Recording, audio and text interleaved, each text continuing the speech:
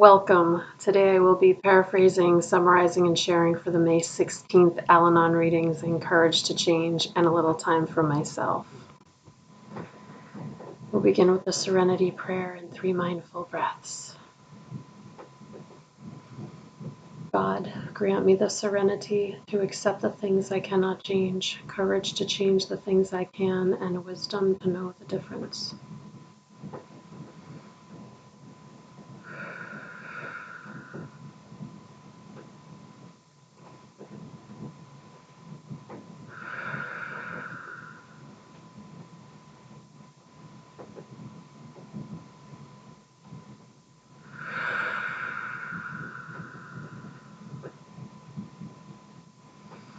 It's only 3:30 in the afternoon right now, but it is very gray and rainy, so that's why it looks so dark.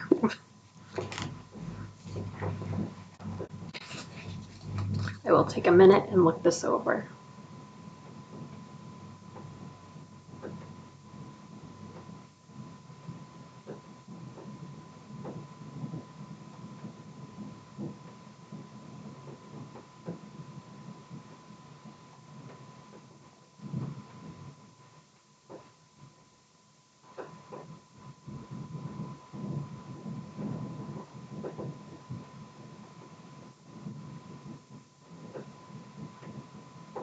The question is, what do my feelings have to teach me today? This passage is about a woman who shared at a meeting about something in her past that was painful. And she cried, and she couldn't stop crying. But she says she doesn't need to apologize for her tears. She allows herself to feel her feelings. She honors them by feeling them. And she says feeling is part of healing. I love that. She acknowledges that she can't change the past, but today is different because she doesn't carry her sadness with her all the time. And she says that that's an improvement. Today's reminder: I can honor my feelings and then let them go. In Al-Anon, I learned to be honest with myself in all my feelings. And the quote is from Discovering Choices, Recovery and Relationships. We let our feelings teach us more about ourselves. So what do my feelings have to teach me today?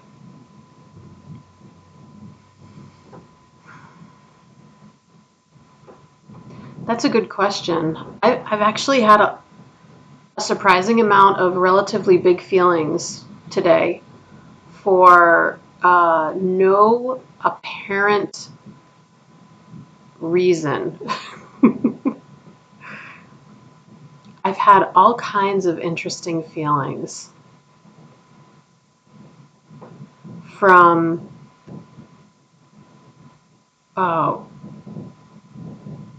worrying about the future, which I know intellectually is a complete waste of time and energy, to just being very peaceful and happy in the present, to having less than positive thoughts about people in my life and then feeling bad about it, and then trying to reframe it. And even, it's funny because I even talked to all right, so specifically what happened was we went out to lunch at this lovely restaurant in the town that we live in, and we love it there. The people are really nice there. The food is really delicious there, and we were just really happy to be there. We started talking about someone that we both know, and the conversation got a little negative, and I said, I don't like the tone of the conversation. I don't feel like the person that we're talking about, deserves this tone, the negativity of it. And my partner said, well, I'm just saying how I feel, and that's all it is. I'm just expressing how I feel. And I said, there's nothing wrong with that, and I think he should express how he feels. But something internally for me, like to him, he was just expressing how he felt and then it was over. For me, somehow it went deeper than that. For me, it was some kind of moral judgment that I was thinking something negative about this person, and to me it felt judgmental. And then, as I usually do, I was trying to make myself feel better, and I was verbalizing my reframing of it. And, to my partner, this is like completely unnecessary. Like, he's already moved on. Funny, not funny, because, like, is that just an individual thing? Is that a male-female thing? I know that's a generalization, so it's probably not a male-female thing, but it could be like generally males are more likely to be able to say something and then let it go, and women are more likely to say something and then think about it. I think that is generally, like, I almost feel comfortable saying that, but I know that that's not true all the time. So these feelings I was having, like I said, I had to reframe it in my mind. I had to verbalize what I was reframing in my mind because, I have to say out loud, the last thing I say about this person has to be positive. The last thing I say out loud, because, like, the energy needs to be positive and loving. Don't ask me why. It's just how I feel better about things. And I don't know if that's kind of like, if that's just like one of my own, like, little idiosyncrasies. I don't know what that is, but what do my feelings have to teach me today? All right, so in the kindest, most loving lens, I think my feelings today teach me that I am a very sensitive, compassionate, caring person. That was good. I did good. Because the other way to frame it is that I'm crazy. And I think, there are times when that word does come out of my partner's mouth. And every time it comes out of his mouth, I feel a tiny bit hurt. I feel a tiny bit diminished because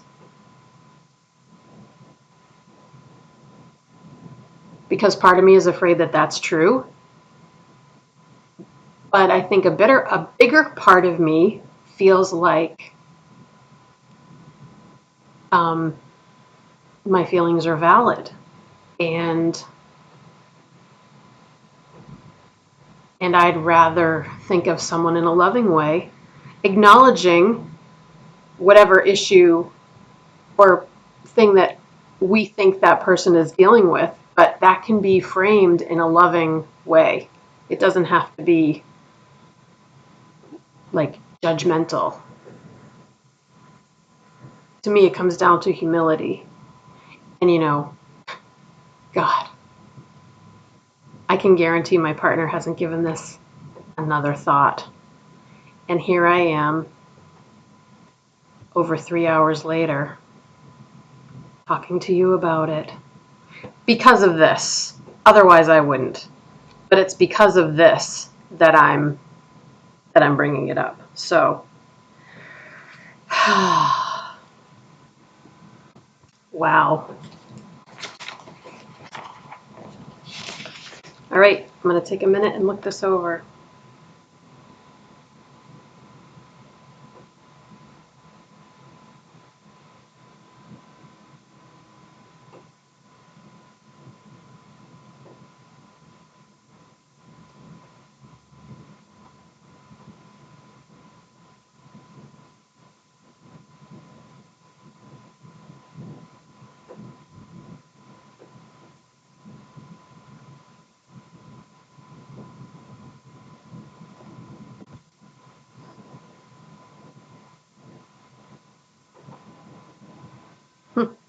It's so interesting.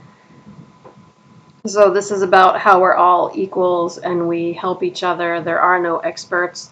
It refers to Tradition 8 directly, but it only quotes part of it. So I am going to find it and read Tradition 8 because I could use the reminder.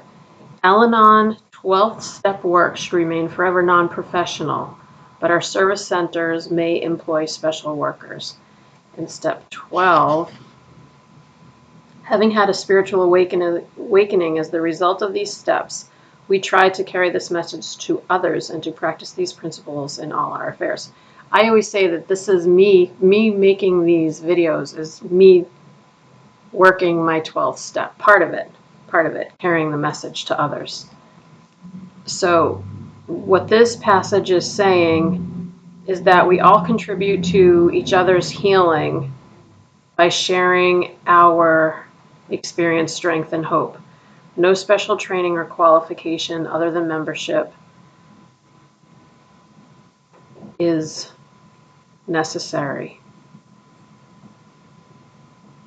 It's strictly non-professional, and no one in Al-Anon says, no one can say that we're going to cure every problem or illness. There are times when there are issues that require professional help outside of our Al-Anon program, absolutely. Today's reminder, in Al-Anon we have a nurturing atmosphere because we can be ourselves and help others. And when we share our experience, strength, and hope, or when we just listen, we are contributing to this. The quote is from Al-Anon's 12 Steps and 12 Traditions. We are equals, not because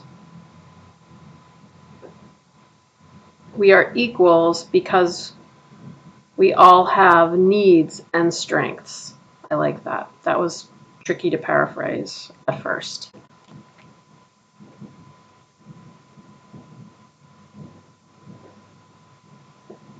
I'm not sure what else there is to add to this, just that it's, to me, again, it's about humility and that we're all just doing our best and we all come together for the same reason.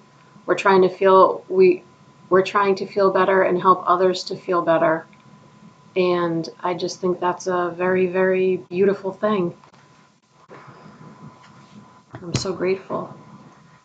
We'll close out with the serenity prayer and 3 mindful breaths. Here we go. God, grant me the serenity to accept the things I cannot change, courage to change the things I can, and wisdom to know the difference.